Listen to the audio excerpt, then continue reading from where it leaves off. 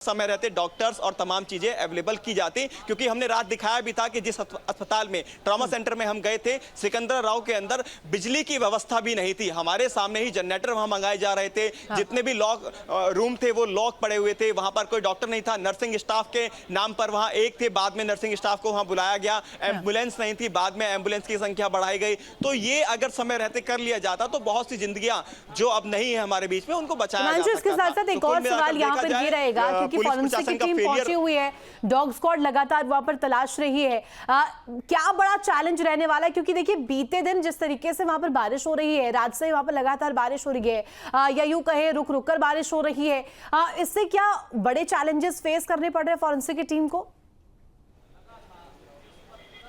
देखिए, इसमें फॉरेंसिक जैसी कोई टीम का कोई ज़्यादा मैं नहीं मानता कि इसमें महत्व ज़्यादा होगा। उसकी एक बड़ी वजह है, इसमें ये भगदड़ है, कोई किसी को मारा नहीं गया है। आएंगे मानशु, आपके पास एक बड़ी खबर इस बीच सामने आ रही है। हाथरस के उप जिलाधिकारी ने डीएम को प्राथमिक जांच रिपोर्ट सौंप दी है।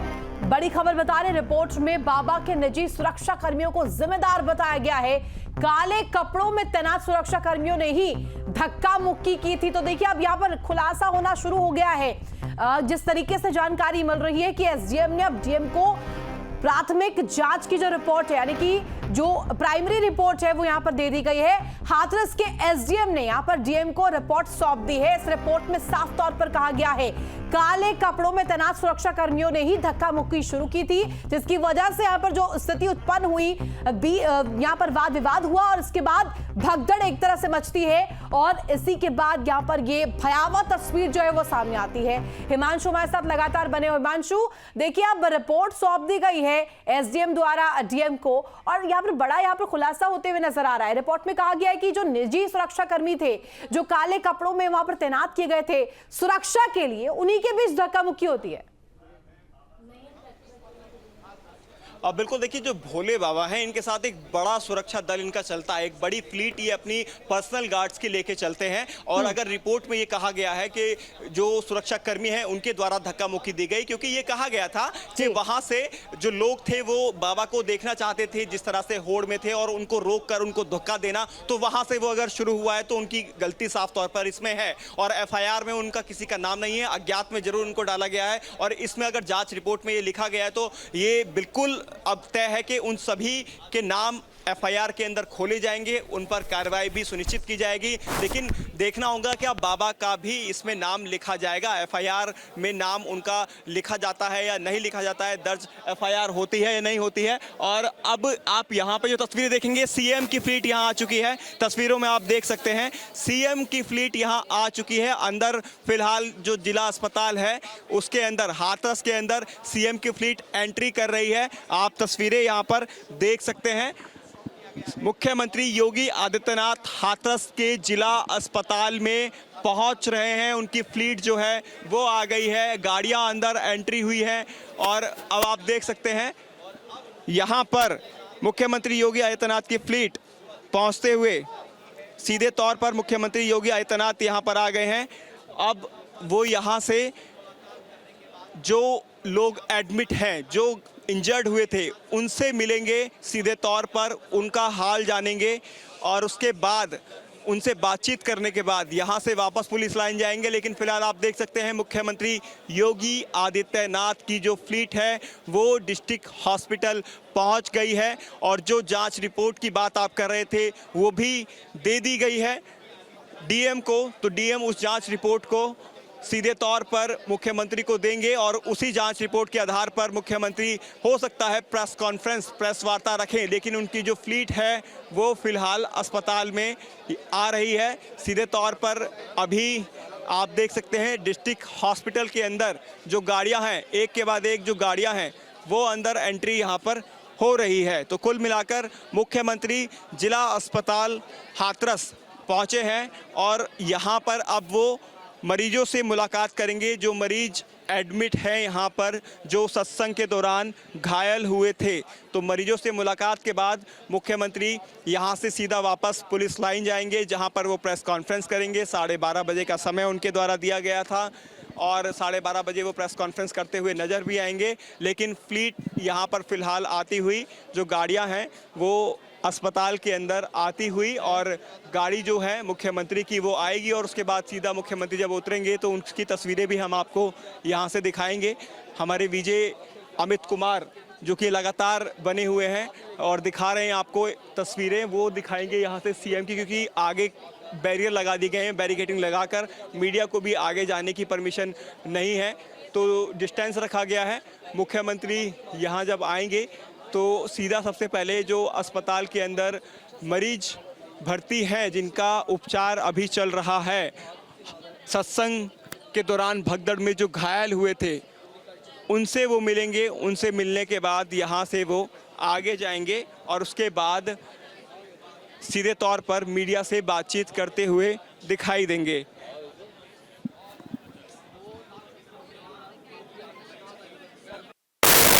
हुए ग्राउंड जीरो से हर तस्वीर सबसे पहले हाथरस हादसे से जुड़ी हुई और फिलहाल घायलों के बीच मुख्यमंत्री योगी आदित्यनाथ जिला अस्पताल में मौजूद है। बातचीत यहां पर की जा रही है। तो देखिए, हाथरस में नरसंहार और लाशों का अंबार। तो जिस जगह पर सत्संग हो रहा था आज वहां पर हाहाकार है। वो ऐसी एविडेंस हैं, ऐसी वो गवाहें हैं जो इस बात को चीख चीख कर साफ तौर पर बयां कर रहे हैं कि जब ये भगदड़ मची होगी, जिन लोगों की जान वहां पर गई होगी, तो क्या मंजर, क्या उन पर स्थिति जो है उस वक्त गुजरी होगी। फिलहाल घायलों से मुलाकात मुख्यमंत्री योगी आदित्यनाथ की तरफ से की जा रही है। वो घटनास्थल पर भी मौका का मुआयना यहां पर करेंगे। तो घायलों से उनका हालचाल जानते हुए मुख्यमंत्री फिलहाल नजर आ रहे। तो उत्तर प्रदेश के हाथरस में सत्संग के दौरान भगदड़ में 121 लोगों की मौत हो चुकी है। तो सत्संग वाले भोले बाबा फरार है, जिनकी तलाश लगातार जारी है और हादसे से जुड़ी हर एक बड़ी तस्वीर, हर एक सबसे पहले अपडेट आपको न्यूज स्टेट पर हम सबसे पहले दे रहे हैं। एक्सक्लूसिव तस्वीर फिलहाल देख रहे हैं आप जिला अस्पताल हाथरस से, जहां पर मुख्यमंत्री योगी आदित्यनाथ की मौजूदगी है।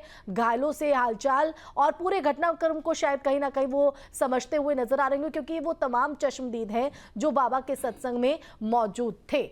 तो ये आपको तस्वीर हम सीधा दिखा रहे हैं जिला अस्पताल की, घायलों का जहां पर इलाज जारी है। बाबा अभी फरार है, उसकी भी तलाश की जा रही है। हालांकि अभी एफआईआर में जो नाम है वो बाबा का शामिल नहीं किया गया है, लेकिन सवाल यही कि जो ये नरसंहार हुआ है उसका जिम्मेदार कौन है, क्योंकि ये भी कहा जा रहा है कि 50,000 लोगों के पहुंचने की ही यहां पर अनुमति दी गई थी, लेकिन जब संख्या बढ़ रही थी तब प्रशासन क्या कुछ कर रहा था, क्यों वहां पर वो तमाम व्यवस्थाएं मौजूद नहीं थी जो भगदड़ की स्थिति में होनी चाहिए थी।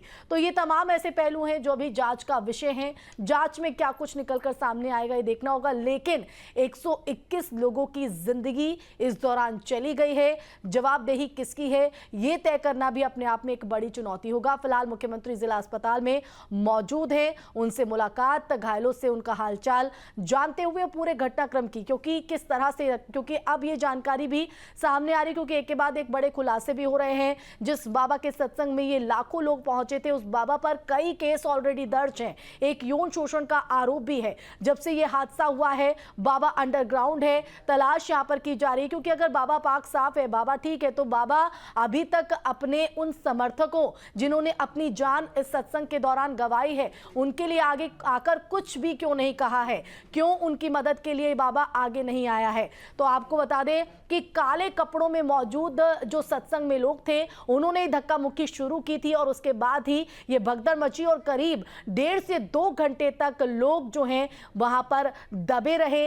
121 लोगों की जान चली गई। फिलहाल आपको ये नेक्स्ट वार्ड में मुख्यमंत्री योगी आदित्यनाथ पहुंचे हैं, जहां पर घायलों का इलाज चल रहा है। उनके दर्द को, उनकी पीड़ा को हम सब लोग उसका जो समझते हैं और हम सब की संवेदना है उन परिवारों के साथ।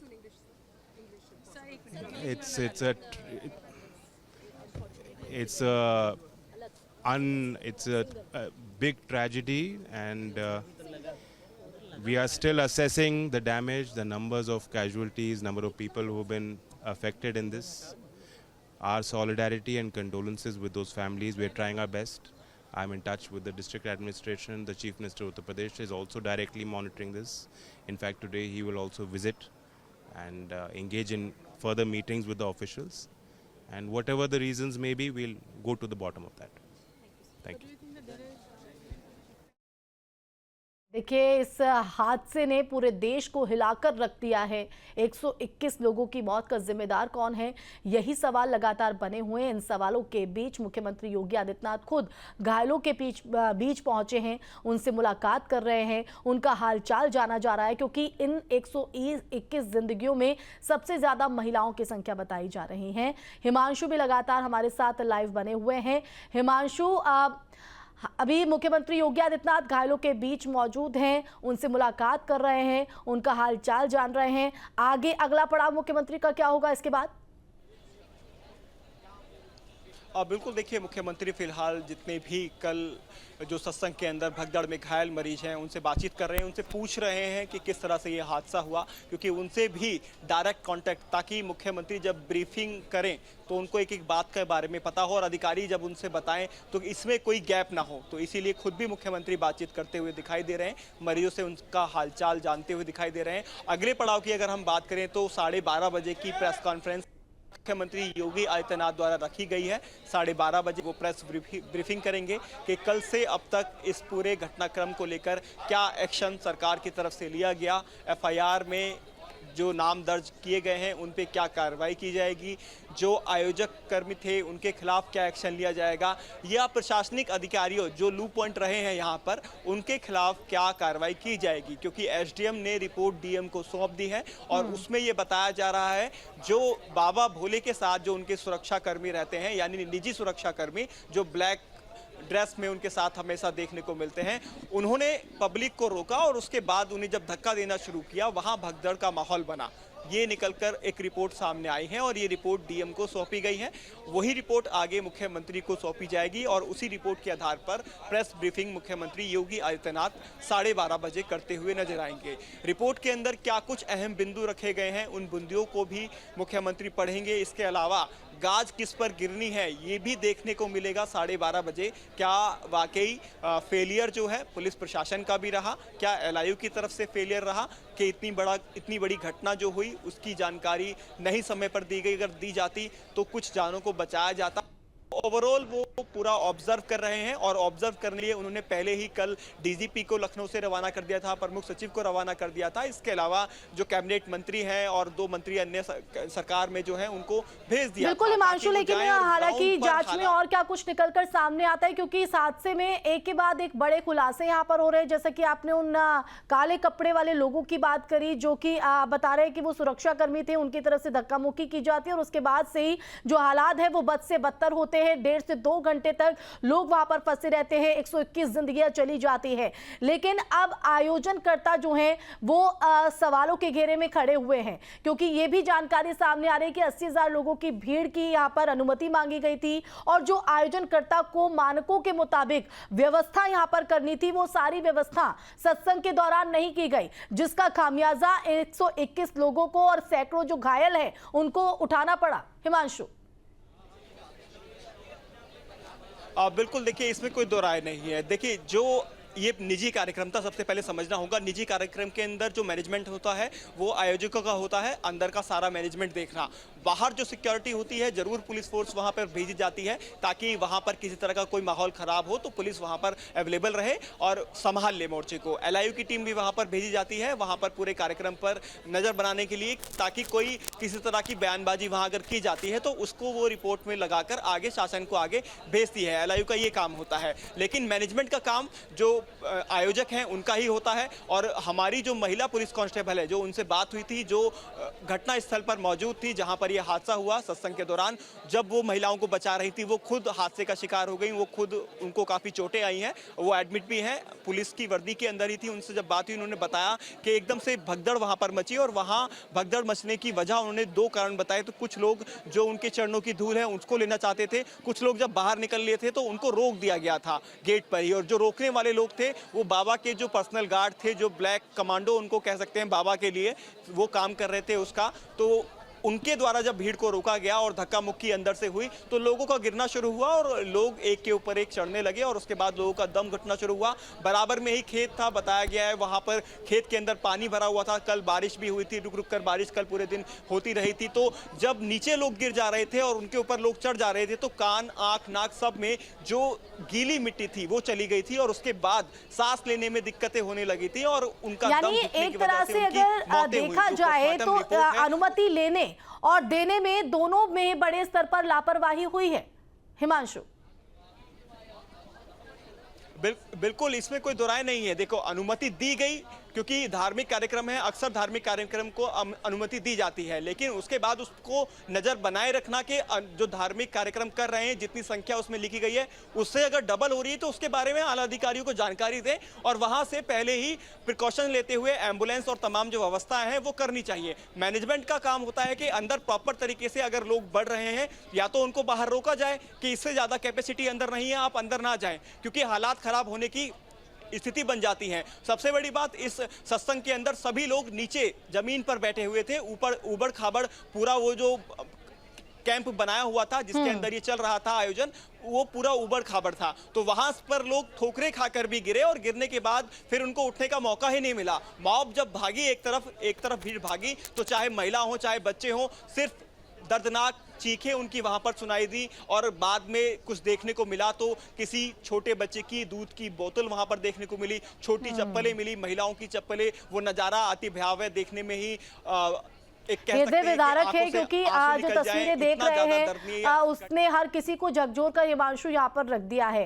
कई ऐसे लूपहोल्स रहे हैं जो निकलकर सामने भी आ रहे हैं, लेकिन बड़ा सवाल यह है कि जो लूपहोल्स अब निकलकर सामने आ रहे हैं, इस तरह के जब आयोजन होते हैं, इस तरह के जब समारोह होते हैं जहां पर इतनी बड़ी संख्या में, लाखों की संख्या में लोग पहुंचते हैं, तो वहां पर पहले ही इस तरह की व्यवस्था को क्यों नहीं देख लिया जाता है। फिलहाल मुख्यमंत्री योगी आदित्यनाथ घायलों से मुलाकात करते हुए जिला अस्पताल में उनकी मौजूदगी है, उनसे हालचाल जाना जा रहा है और पूरा घटनाक्रम किस तरह से रहा है, क्या हालात और किस तरह से वो मंजर वहां पर बरपा, उनकी जानकारी भी वो घायलों से लेते हुए नजर आ रहे हैं। देखिए, एक बच्चा भी आपको यहां पर नजर आ रहा होगा जो घायल है, उसका भी इलाज अस्पताल में चल रहा है और उससे भी बातचीत करते हुए मुख्यमंत्री उसको दुलारते हुए भी दिखाई दिए। और ऐसे में अब सवाल यही है कि जांच में क्या निकलकर सामने आता है और जो बाबा जिसके लिए इतनी बड़ी भीड़ जो है वो यहां पर जुटी थी, वो कहां है, वो अब तक आगे क्यों नहीं आ पाया, क्योंकि लोगों का इसी बाबा पर भरोसा था। कहीं ना कहीं वो मानते थे कि सत्य से बाबा रूबरू कराते थे, आत्मा से परमात्मा का मिलन करवाते थे, मोक्ष की प्राप्ति कराते थे। तो क्या यही वो मोक्ष की प्राप्ति है? अब तक बाबा कहां है, फरार है। ऐसे में दबिश अलग अलग जगहों पर बाबा की तलाश में दी जा रही है। सेवादारों पर भी सवाल खड़े हो रहे हैं, आयोजनकर्ता सबसे ज्यादा सवालों के घेरे में। और देखिए हिमांशु, जो आप बता रहे हैं कि 10 एकड़ की ये जगह थी जिसको उबड़ खाबड़ थी, इसको बराबर करना था, इसको समतल बनाया जाना था, तो यहां पर भी एक बड़ी लापरवाही, एक बड़ा लूफोल रहा। शायद अगर ये करा लिया जाता तो जो भगदड़ मची, जो स्थिति यहां पर देखी गई, वो ना दिखाई पड़ती। हिमांशु, और बिल्कुल देखिए, जहां ये कराया जा रहा था वो कोई कम्युनिटी सेंटर या हम कह दें रामला ग्राउंड टाइप नहीं था, वो खेत था जिस पर खेत को समतल करने की कोशिश की गई, लेकिन खेत समतल होता नहीं है, वो उबड़ खाबड़ रह जाता है। और उसी के ऊपर जो मैट हैं वो बिछा दिए गए थे। जो पब्लिक आ रही थी, जो अनुयायी थे बाबा के, वो उनको सुनने के लिए पहुंच रहे थे और उसी पर नीचे जमीन पर बैठ रहे थे। चेयर की व्यवस्था नहीं थी, जमीन पर बैठकर सत्संग सुनने की व्यवस्था थी। उमस बेहद ज़्यादा थी वहाँ पर, गर्मी बेहद ज़्यादा थी और आखिरी दिन था सत्संग का। तो ऐसे में सत्संग का जब समापन हो रहा था शाम के वक्त, शाम यानी 3 बजे हम कह सकते हैं, जब समापन हो रहा था तभी ये भगदड़ हुई, क्योंकि बाबा तो निकल गए वहां से, बाबा को गाड़ी से बिल्कुल। लेकिन हिमांशु, एक बात ये भी सामने आ रही है कि जब बाबा निकले तो उससे पहले जब उनका प्रवचन खत्म हुआ तो बाबा ने ये बात लोगों से कही थी कि मैं निकल रहा हूं, मेरी रज जो है, जो धूल आप उड़ेगी उसको आप लीजिएगा, और जो भी समस्या है या आपके घर में जो परिजन है वो किसी पीड़ा से परेशान है तो वहां पर ये धूल लगा दीजिएगा जिससे वो ठीक हो जाएंगे। तो क्या एक बड़ी वजह यह भी रही कि लोग, महिलाएं भागी, जो श्रद्धालु वहां पर पहुंचे थे वो भागे उस धूल की रज को लेने के लिए? इसमें कितनी सच्चाई? अब बिल्कुल आप बिल्कुल आपने सही फरमाया, बिल्कुल यही वाक्य वहां पर हुआ था। लोगों ने बताया भी कि उनके चरणों की धूल को लेने के लिए लोग आगे बढ़े, और जब आगे बढ़े तो धक्का मुक्की आगे भी हुई, और आगे जब धक्का मुक्की हुई तो लोगों का गिरना शुरू हुआ। लेकिन जब भगदड़ आगे हुई तो पीछे के लोग फिर पीछे भागने लगे ताकि वो बाहर निकल सके और इस धक्का मुक्की से बच सके। तो ये दो बड़ी वजह रही। तीसरी वजह रही, जो बाबा के पीछे बाबा को देखने के लिए लोग जाना चाहते थे, उनको बाउंसर, जो उनके बाउंसर हैं, जो सिक्योरिटी गार्ड जिनको हम नाम दे रहे हैं बार बार, उनको बाउंसर कहा जाए तो गलत नहीं होगा, उनको रोक देना, वहां पर पब्लिक को आगे जाना ना देना, पब्लिक को निकलने नहीं देना गेट से, कि पब्लिक बाहर जाना चाहती है, उमस बहुत ज्यादा थी। उसके बाद पब्लिक का अंदर गिरते रहना, लेकिन उसके बाद भी उनका वहां से ना हटना, ये बड़ी वजह रही है। और ये रिपोर्ट के अंदर जरूर मेंशन किया गया होगा कि इस वजह से ये घटनाक्रम हुआ है। और बाबा के ये जो शब्द हैं, हालांकि हमने अभी तक खुद नहीं सुना है, लेकिन वहां पर लोगों का कहना था कि उनके चरणों की धूल लेने के लिए लोग जरूर आगे बढ़े थे, जिसके बाद भगदड़ भी हुई। और देखिए, ये बात कहीं ना कहीं बाबा ने लोगों से आग्रह किया था कि जो धूल है वो लिया जाए। और लगातार जो हिमांशु हैं वो भी हमारे साथ बने हुए हैं। लौटेंगे आपके पास मुख्यमंत्री योगी आदित्यनाथ घायलों से हालचाल जानते हुए, और कितना घटनाक्रम यहां पर रहा था, क्या स्थिति रही थी, उनकी जानकारी जुटाई जा रही है। वहीं हाथरस में भोले बाबा के सत्संग के बाद भगदड़ में 115 से ज्यादा श्रद्धालुओं की मौत हो गई, बड़ी संख्या में लोग घायल हुए हैं। तो मध्य प्रदेश और उत्तराखंड से भी श्रद्धालु यहां पर पहुंचे थे। बाबा का सत्संग सुनने के लिए लोग दूर दूर से आए थे। छोटे बच्चे भी साथ थे, वो बच्चे जो दूध मुए थे यानी दूध पीते थे। उनका सामान यानी जो शायद इस वक्त इस दुनिया में नहीं रहे, उन भक्तजनों का सामान न्यूज़ नेशन पर देखिए कि आपको रोंगटे खड़े हो जाएंगे और आपको एहसास होगा कि वाकई क्या ऐसा भी हो सकता है, ज़िंदगी इतनी जल्दी बदल सकती है। दरअसल ये भारत निर्वाचन आयोग का पहचान पत्र है, जिसमें पता चलता है कि निर्मला देवी यहाँ की रहने वाली थी और उनका यहाँ पर जो वोटर कार्ड है वो यहाँ पे रह गया है। गाजियाबाद से आई थी, इंदिरापुरम से, यानी सिर्फ एटा, इटावा, मैनपुरी और हाथरस नहीं, गाजियाबाद से भी यहाँ पे पहुँचे थे, क्योंकि इंदिरापुरम गाजियाबाद का ये पूरा का पूरा जो चीज़ें हैं वो नज़र आई हैं। और इसके अलावा अगर बात करें तो यहाँ पर हमें एक रेलवे की टिकट भी नजर आएगी जो मनोज कुमार की है। मनोज कुमार जो कानपुर के रहने वाले थे वो यहाँ पर पहुँचते हैं, और यहाँ पर आप देख भी सकते हैं कि कानपुर के रहने वाले मनोज कुमार यहाँ पहुँचे थे। सिर्फ एक जगह से नहीं बल्कि कई जगह से। यहाँ पर आप टिफिन देख सकते हैं, लोगों का सामान देख सकते हैं। ये आमतौर पर बताने के लिए काफ़ी है कि किस तरीके से लोग यहाँ पर आए थे, और ना सिर्फ बाबा के सत्संग के समय आए थे बल्कि उससे पहले भी पहुंच गए थे। तो ऐसी कई तस्वीरें हमें यहाँ पे नज़र आ रही है, कई जो डॉक्यूमेंट्स है वो यहाँ पे नज़र आ रही है। ऐसे कुछ डॉक्यूमेंट्स यहाँ भी हैं, वो हम आपको दिखाते हैं। ये देखिए, ये है निर्मला देवी, और ये कहाँ के रहने वाली ये भी हम देख लेते हैं। ये औरैया के रहने वाली है। तो यहाँ पर जो उनके आई कार्ड्स हैं, जो वोटर कार्ड हैं, आधार कार्ड है, वो यहाँ पर नज़र आ जाते हैं। मनोज कुमार का है, और यहाँ पर हम जो रेलवे की टिकट है वो भी देख पा रही हैं। यानी सिर्फ आसपास से नहीं बल्कि काफ़ी दूर दूर से, हमने कानपुर दिखाया, हमने गाज़ियाबाद दिखाया, वहाँ से लोग यहाँ पर पहुँच रहे हैं और पहुँचे थे। और उनका जो सामान है यहाँ पर पर्स और बाकी सामान भी देख सकते हैं। ये वो मानवीय पहलू हैं जो बताते हैं कि कितनी दूर दूर से लोग आए थे, और जब लोग दूर दूर से आए थे तो उनकी स्थिति किस तरीके से हुई थी, और उनकी परिस्थिति हम यहाँ पर देख पा रहे हैं। क्योंकि यहाँ पर देखिए दवाई की बोतल, यानी जो लोग अलग अलग बीमारियों से पीड़ित थे वो भी यहाँ पर पहुँचे थे। और यहाँ पर आप दवाइयों की बोतल भी देख सकते हैं, जो खाने का सामान है, जो बच्चों के खिलौने हैं, वो तमाम चीज़ें हैं जो यहाँ पर नज़र आ रही है। ये बताने के लिए काफ़ी है कि किस तरीके का त्रासदी हुई, और मंगलवार दोपहर तक कोई सोच भी नहीं सकता था कि ऐसी हालत हो जाएगी। और अब देखिए सबसे मार्मिक तस्वीर, ये दूध की बोतल। माँ अपने बच्चे के साथ यहाँ पर पहुँची, वो बच्चा जो दूध मुहा था यानी दूध पीते थे। और ऐसे तमाम सामान हैं जो कानपुर, गाज़ियाबाद, उत्तर प्रदेश और उत्तर प्रदेश के बाहर के इलाकों से भी भक्तजन यहाँ पर पहुँचे थे, और उनमें से बहुत से भक्त अब काल के काल में समा गए हैं। तो ये तस्वीरें हैं उन भक्तों की जो 1, 2, 3 दिन पहले तक यहाँ पहुँच गए थे ताकि बाबा की एक सूरत देख सके। लेकिन जब भगदड़ मची तो उनमें से बहुत से भक्त बच नहीं पाए। तो ये है मानवीय चेहरा उस अमानवीय घटना का जो मंगलवार को अमंगल करके घट गई थी। कैमरा सहयोगी जयराम के साथ राहुल डबास, न्यूज़। तो आगरा के केदार नगर में बाबा नारायण साकार हरि का पहला घर है और बताया जाता है कि इसी घर से बाबा ने आध्यात्म की दुनिया में कदम रखा था। ग्राउंड जीरो से ज्यादा जानकारी दे रहे हैं संवाददाता मणिदीप शर्मा। इस समय मौजूद हैं बाबा जो नारायण हरि हैं उनके आगरा स्थित निवास पर। ये देखिए आगरा स्थित बाबा का ये पहला निवास है जहां पर अब से कुछ वर्ष पहले बाबा रहा करते थे। केदार नगर है ये आगरा का, और जो स्थानीय लोग हैं उनके मुताबिक ये बाबा का निवास स्थान रहा है। बाबा यहाँ पर रहा करते थे, जिस दौरान बाबा सरकार में कुछ वर्ष के बाद में ही बाबा जब अध्यात्म की दुनिया से जुड़ गए तो फिर उसके बाद में बाबा ने इस घर को तब छोड़ा है। काफ़ी लंबे वक्त तक बाबा इस घर में रहे हैं। फिलहाल इस घर पर हमेशा ताला लगा रहता है। मंगलवार के दिन ये घर खुलता है आम लोगों के लिए, और लेकिन रोज़ाना सवेरे जो तमाम लोग हैं वो लोग यहाँ पर आकर के इस घर की साफ सफाई करते हैं, इस घर को पूरी तरह साफ करते हैं, चप्पल उतार करके यहाँ पर आते हैं, माथा टेकते हैं, प्रणाम करते हैं, बात करते हैं। यहाँ पर जो स्थानीय लोग तमाम मौजूद हैं। ये जो बाबा का घर है, थोड़ा आप बताइए जो बाबा का घर है इसके बारे में, क्या इसकी कहानी है? इसकी कहानी ये है कि बाबा जी का छोटा सा निवास है। बाबा जी पहले यहाँ रहते थे, जब वो गार्ड के में थे, जॉब करते थे। उसके बाद और जब से वो यहाँ से गए हैं, एक बार मतलब 18-19 साल में एक बार आए हैं वो। अच्छा। उसके बाद से बाबा जी यहाँ नहीं आए।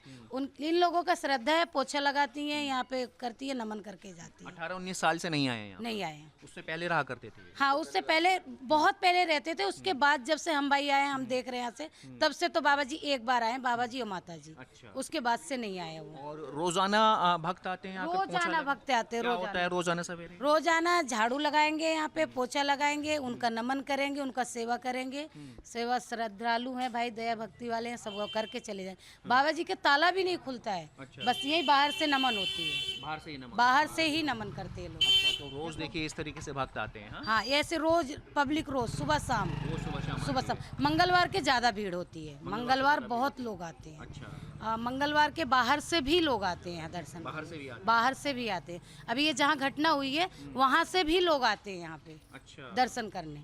हाँ, बाबा जी के दर्शन। बाबा जी जब यहाँ पर रहा करते थे उस वक्त सरकारी नौकरी में थे? उस वक्त ये देखो गार्ड में थे, सरकारी है वो प्राइवेट उनकी थी, ये मैं नहीं जानती हूँ सरकारी थी कि नहीं थी। उनके साथ जब घटना हुई है उसके बाद से वो मतलब नौकरी भी छोड़ दिए, वो ये अपना काम ले लिए हैं, बाबा जी बन गए हैं। तो उसके बाद उन्होंने क्या किया किसी को कुछ पता नहीं। 100-150 लेडीज लग गई, 100-150 आदमी लग गए, इस तरीके से घर बनाए। अच्छा, भक्तों ने घर बनाया है सारा, ऐसे घर बनाया है जैसे क्या समझ लो 3 दिन में घर बन जाता नहीं है, इस तरीके से 10-15 दिन में उठा दिया था।